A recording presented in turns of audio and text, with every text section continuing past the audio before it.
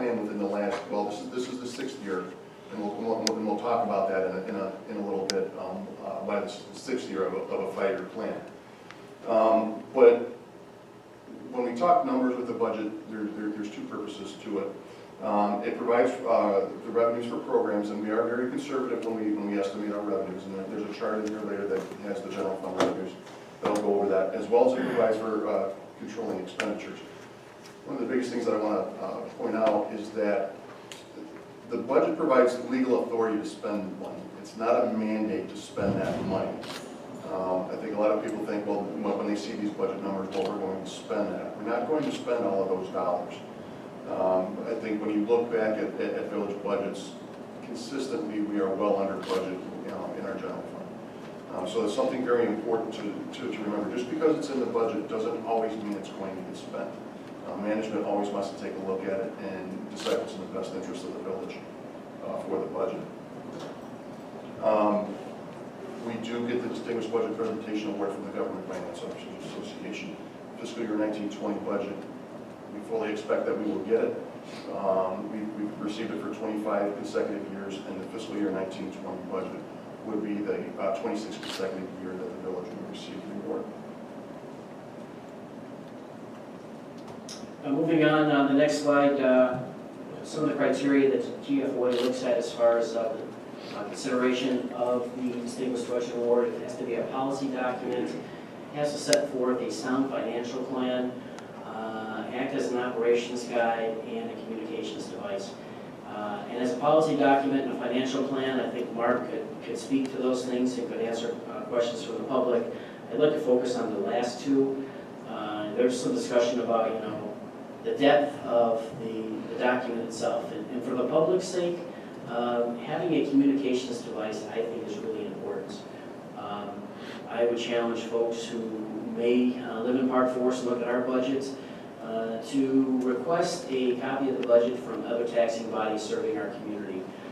And in a lot of cases, you may have an organization that may be a $15, $20 million budget that has a ream of numbers, maybe 5, 6, 8, 10, 12, 15 pages that say money's going towards salary and benefits and this item and that item, but not nearly the narrative that helps you understand why we're spending the money, where it's going to, where it's come from.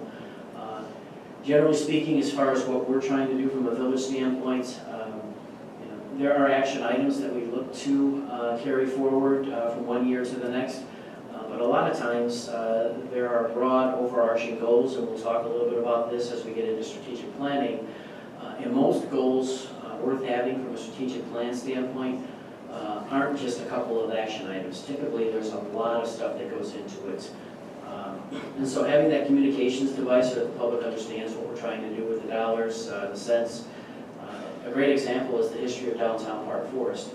If you were to pick up the downtown budget and just look at the numbers that are allocated and didn't understand what was going on in the downtown circa the mid-90s when our downtown was on the verge of blight, lack of investment by private ownership, the village taking it over, and then what has happened since then to kind of revise an outdoor walking mall and put together a downtown grid plan to put in Main Street, put in Cunningham, put in Leicester, to put in a Village Green, to take down Marshall Fields, Sears, Goldblatt's.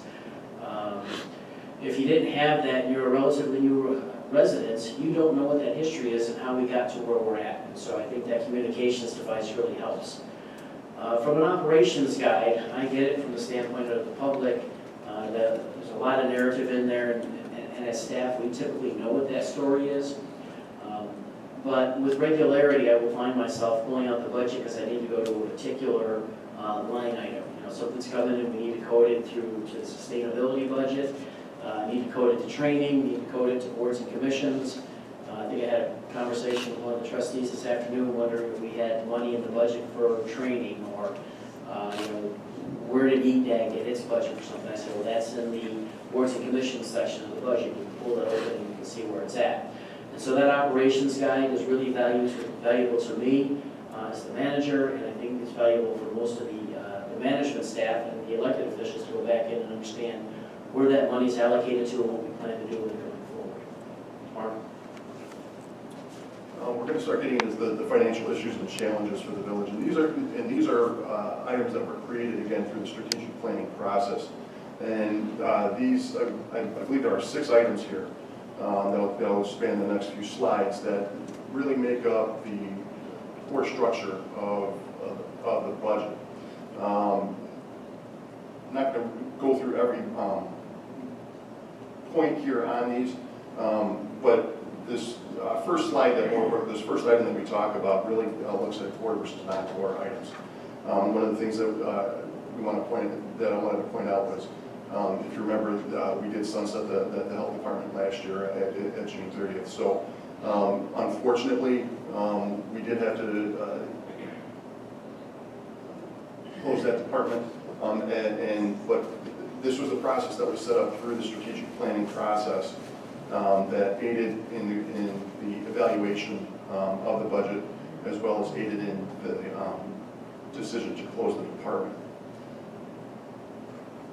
Moving on to where we look at trying to control major expenditure categories within and enhancing revenues for the village. Our 5 main areas, and obviously the largest one is staff costs. You're looking just about on average, about 70% of the budget is tied to personnel costs. We also want to look at our risk management, our liability insurance, our health insurance costs, our costs of our pension fund. As we know, our costs of our police and fire pension funds have gone up quite a bit over the last 10 years, as well as our South Count, which is the public safety dispatching consortium that we belong to.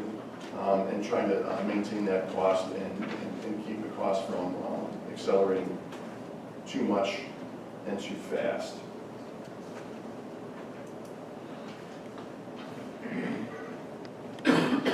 Moving on with looking at our financial issues and challenges, one of the things we've talked about as a municipality is to try to maintain our leadership role in the region.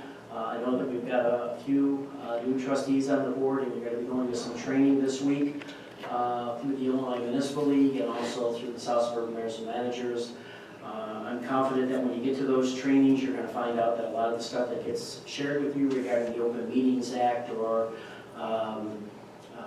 ethics, our form of government, etc., things that you're going to hear from other presenters, you're going to have some solid peace of mind that a lot of those things are already taking place in Park Forest. Some of the entities that were actively involved in taking a leadership role in include South Suburban Mayors and Managers Association, Southcom Combined Dispatch, the South Suburban Housing Collaborative, South Suburban Land Bank, and various professional associations. Really, if I wanted to mention all of the various agencies that our staff are involved with, whether it's the fire department command staff, the police department command staff, the work that Hildy is doing with the Sustainability Directors Network, and work within APA, we could probably drill down and have 4 or 5 sub-slides on this. Suffice it to say that the village is taking a leadership role in virtually every facet of local government. We are growing our own leaders for the future. Something that we talked about several years ago with Governor State University and South Suburban Mayors and Managers was how do we come up with an approach where we might be able to provide additional details or resources to residents so that they might be better acclimated to get onto various boards and commissions, school boards, maybe it's within service clubs, their church groups, etc. This past May, just a couple weeks ago, we had our 4th class at the Park Forest Civic Leadership Academy graduate. We now have 60 folks who have graduated from that program. I want to say that we've got 13, 14, 15, 16 of them are now participating on various volunteer boards and commissions. I think a couple of those graduates are on the school boards that are serving our community. And proud to say that we actually have a graduate who's now actually sitting up here on the dais serving the community. So it's an example of Park Forest doing something innovative. I can assure residents there's nobody else in the South Chicagoland area, if not all of Illinois, that's got a leadership development program in place. It's not something that's new, it's in its 4th year, and we're already advertising for our 5th year. We've just briefly started advertising. I think we've already got 4 applications for next year's program, and so I think the word is out that it's a really wonderful program. And then there's just some really unique things that we're doing above and beyond what we've talked about so far, the Star Community 4-star rating system. We got a designation of 4 stars in April, and that's a tremendous recognition for us. It'll be interesting to see where that leads us going forward as far as enhancing our ability to get grants on various sustainability projects. The Star Community 4-star rating is really kind of an offshoot of the implementation of the Park Forest Sustainability Plan. I think Park Forest has a reputation for having probably the most comprehensive sustainability plan on the books in the entire state. 14 chapters, and it has had spin-off effects that include the bike and pedestrian plan, the pursuit of star rating, a lot of different things where it's all tied to that sustainability plan, so we'll continue to work towards implementation. And while there are a few communities in the Chicagoland area, maybe Northbrook and maybe Evanston and a couple of other communities that may have a little bit ahead of us when it comes to sustainability, of all the other councils of governments and municipalities and governmental entities that are in Illinois, I'm sure that there's only a handful and maybe a couple of fingers left that are above what Park Forest is doing from a sustainability standpoint. Mark, can you move on? Clearly, a need for us as a community is to continue to address our infrastructure and maintenance needs.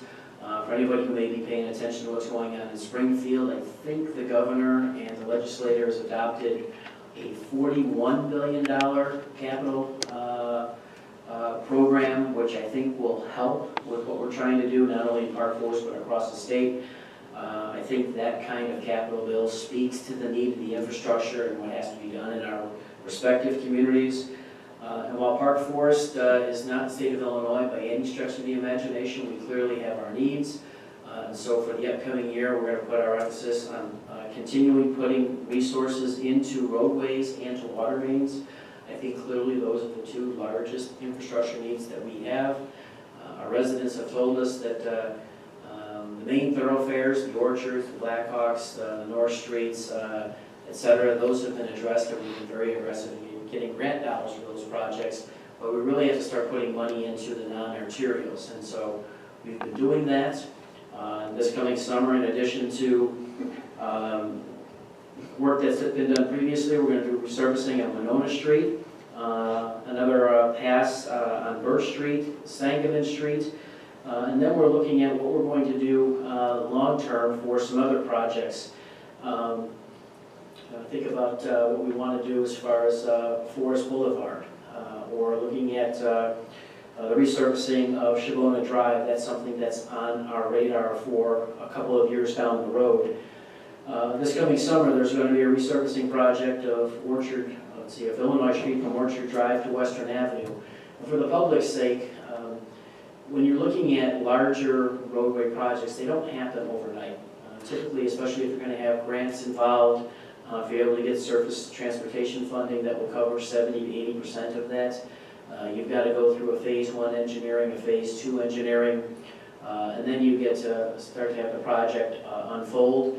And depending if you've got outside dollars and you've got to adhere to the bidding processes for the state. And so you see 2 projects that are MFT noted, and one's going to take place this coming summer, and then the other one hopefully will be next year, if not the year after that. So when you look at what's up in front of you this evening as far as infrastructure and maintenance, besides roadway resurfacing, we've also got work that's going to be allocated towards storm and sanitary sewer improvements. And Mark mentioned earlier that the board made the tough decision when it came to core versus non-core services. It was not an easy decision for us as a municipality to sunset the services of the Park Forest Health Department. That is an issue and a situation that we dealt with and struggled with for the better part of probably 7 to 10 years before we came to a really tough decision. But then the board also made the critical decision that that savings of about $500,000 in tax support that was going towards the health departments ought to be redirected specifically into public infrastructure needs, being mindful of what we've heard from the public about roadways, streetlights, water mains, and sewers. So we're not going to solve all of our infrastructure needs overnight. I think people have heard us talk previously. While we're not as large as the city of Chicago, and we're not as large as maybe Chicago Heights, with 22,000 residents, we're probably a medium-sized suburb in Illinois, and we've got about 70 miles worth of water mains. We've got 70 miles worth of roadway, 70 miles worth of street lights and fire hydrants that have to be along those, and we probably have close to probably 130 miles of sidewalks. When you figure that in most places in the community there's sidewalks on both sides of the street. And you can't do all of that overnight, but rest assured that we're putting money into those projects each and every year. And the upcoming fiscal year is no different. Mark? Moving on to resolution of new initiatives by the board. When we look at the housing programs going on in the village, Eastgate has been something that's been on our radar and our list of projects for quite some time, but we continue to work with in that area, and we work with different consortiums, the South Suburban Land Bank and Development Authority, as well as the Cook County No Cash Bid Program, are two large entities that the village has had excuse me, a lot of success with over the years, as well as we are going to be implementing the stormwater management component of the Unified Development Ordinance in the coming year. Going on with more new initiatives, we've got concentrated focus on commercial properties throughout the village, working with the Will County Enterprise Zone, the implementation of the Climate Action and Resiliency Plan, and the Park Forest Sustainability Plan, as well as focus on selling the village-owned properties in the village. You look at the board-mandated budget priorities. This is actually a continuation of year 5 of a 5-year plan. So what we've talked about over the last 4 or 5 slides is itemized here in the next couple of slides, and I want to point out on the next slide is at the bottom there, is that within the fiscal year 19-20 budget, we're dedicated to the completion of another 5-year strategic planning process. We have monies in the budget for it. I think the thought, I don't want to put words in the village manager's mouth, but probably looking sometime between September and October, maybe get started on this. And hopefully we'll have something in place by January 1, 2020. Does that sound about right, Tom? I think that is the case, and I think to the credit of the board and to the mayor, you have to understand that there has to be a process that has to unfold. We've got a vacancy on the board, and you really don't want to jump into strategic planning until you've got all your ducks in a row. You make sure you've got a committed board, so that when we set those goals up, and my guess is, having gone through strategic planning over a number of different occasions over the past 20 years, I would see us probably looking at anywhere from 5 to 7 or 8 goals. And the last thing you want to do is have members of the board come on and those aren't goals that they actually are committed to. So I think it's really important for the board to be patient in letting that process unfold. And if it means we need to step back for a few months to make sure that, one, we get the new board members on, we go out to the market and find the right fit for us to get a good strategic planning facilitator on board who understands what we're trying to do and isn't going to come in with a canned approach and say, hey, this is what you're going to do. We don't care if it doesn't fit your needs. Hey, it's our process. And so I commend the mayor and the board for having kind of the foresight to hold back on that and let the process unfold in due time. Mark? Moving on with the general fund revenues for the coming year. They're budgeted to increase by just over 2% for the year. One of the things that I do want to point out with the budget that was approved by the state, if the board remembers, 2 years ago the state reduced our income tax distributions by 10%. The year we're in now, they reduced it by 5%. Well, they're going to continue that 5% reduction again. This was something that was just approved last night by the state. So they're continuing their trend of these last-minute reductions to revenues that get shared with local governments. So if you look at our state income tax number there, it's at just over $2.2 million. That was budgeted at the full amount to be received, but also if you look at the column, the second column, we had $2.1 million budgeted for this year. Again, that was the full amount, that wasn't reduced by 5%, but we're expecting to actually receive more than that this year. With the economy doing as well as it has been for several years, as well as wages being up in the state, income tax dollars are coming in better than what we had expected. Even though the state continued this 5% reduction again, I'm confident we're gonna come in very close to budget on that. We go to the next page. We have our general fund expenditures for the year. Those have reduced actually by 4%. Obviously, one of the largest items in there is the closure of the health department, but we're still spending, as Tom mentioned before, $500,000 of that support towards public infrastructure on there. One of the things I do want to point out, and we did talk about this in our budget meetings a couple weeks ago, is that we did budget our health insurance at a 10% increase, and we did state that health insurance is actually coming in flat. It's a 0% increase. So we're actually saving around $200,000 that's actually in the budget for that. So, and you can almost look at that as an offset to if we do lose anything in income tax, which I don't think we will, that savings in health insurance will offset that. This next slide is one of the more popular ones, something that a lot of people talk about or ask about is the dollar bill allocation. We provide this in the budget document for School District 163. Mayor, I know you had asked if we could get information on all of that, and that was provided. And we'll see if we can get this in the budget document and try and get a concise presentation for all school districts that impact it, but that will be for next year.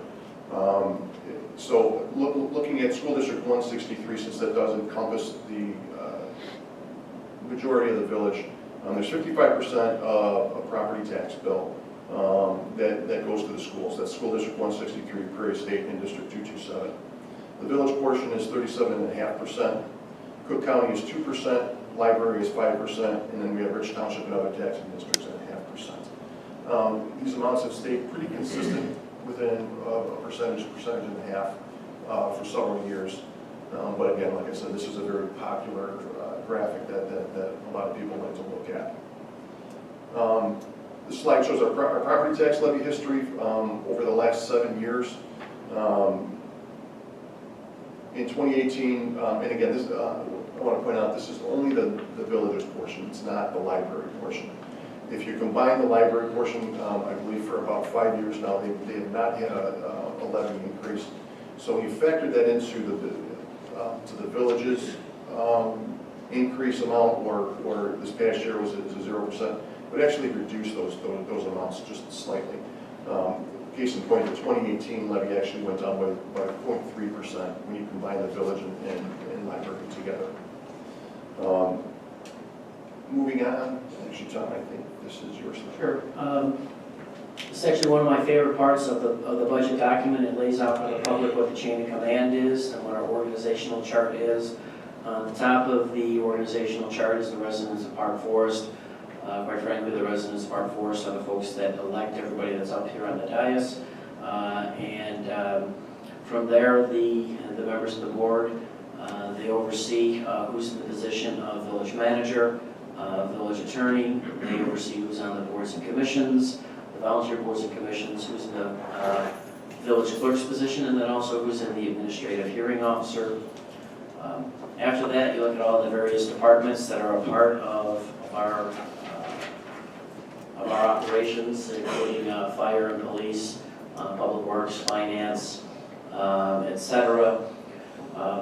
And for the public who wants to see, drilling down from the large organizational chart, there's an organizational chart that is laid out for each individual department, starting with the department head, the assistant department head, the deputy, etc.